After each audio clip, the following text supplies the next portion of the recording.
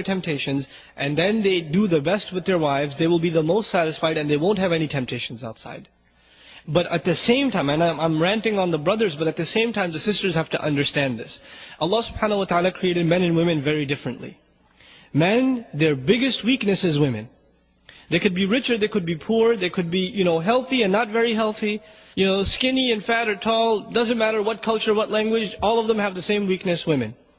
And women, Allah Azza wa Jal, in majority cases, He made them oblivious to this weakness of men. They don't realize how bad it is. So when the ayah comes and a woman reads it, lower their gaze, oh yeah, I could do that. And they're like, what's the big deal? Why can't men just lower their gaze? And then you don't understand. What don't I understand? You have eyes, I have eyes, they have retina. It processes the same information. So what's the problem? You see, they don't understand the power of this desire that Allah subhanahu wa ta'ala put inside of us and mentioned as number one. زُيِّنَ لِلنَّاسِ حُبُّ الشَّهَوَاتِ مِنَ النِّسَاءِ. Number one of the desires that were beautified for men were desires for women.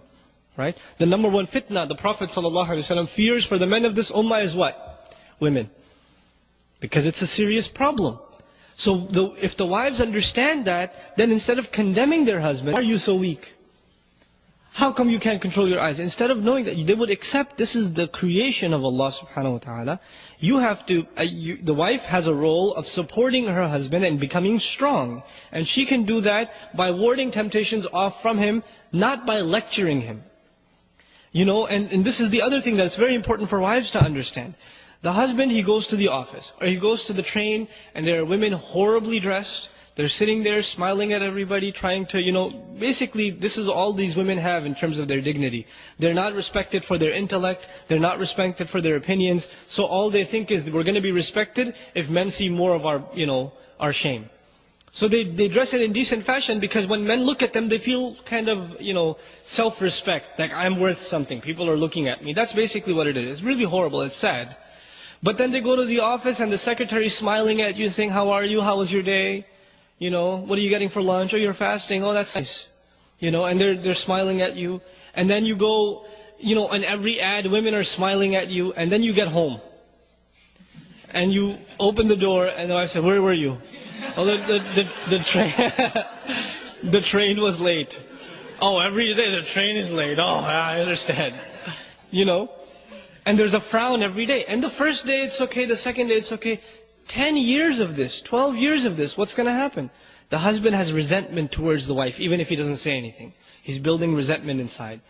And the simple solution of the Messenger ﷺ, a smile of the wife when the husband comes home. You know how big a deal this is? This is not a small thing. It stabs the husband when the husband comes home and the wife doesn't care. And he's very disturbed by that. He may not say something, but it really, really hurts husbands. And it hurts the relationship. And it comes out in weird ways. Now that they're hurt, they're kind of upset as they're having dinner. Oh, there's not enough salt in here. There's something wrong. And they're extra angry at the kids. They're frustrated. But the same scenario, the wife opens the door and she greets the husband with a smile. Just a smile, it's not expensive. But what happens? The rest of the night goes smoothly. The husband's in a good mood. He's talking to her. When he's talking to her, I don't want to talk right now, I have a headache. It's not going to happen. All started from where? Just one little act of the wife. These are simple solutions, but they're powerful solutions. And you don't take care of these solutions, and this baggage just keeps adding up and adding up and adding up, and that's where you get those statistics. Because the husband doesn't even want to look at the wife. She's just annoying. She just does this or that, right? So, both sides have to understand, they have to take care of the other side. Instead of expecting from the other side, just make a goal for yourself to take care of the other side.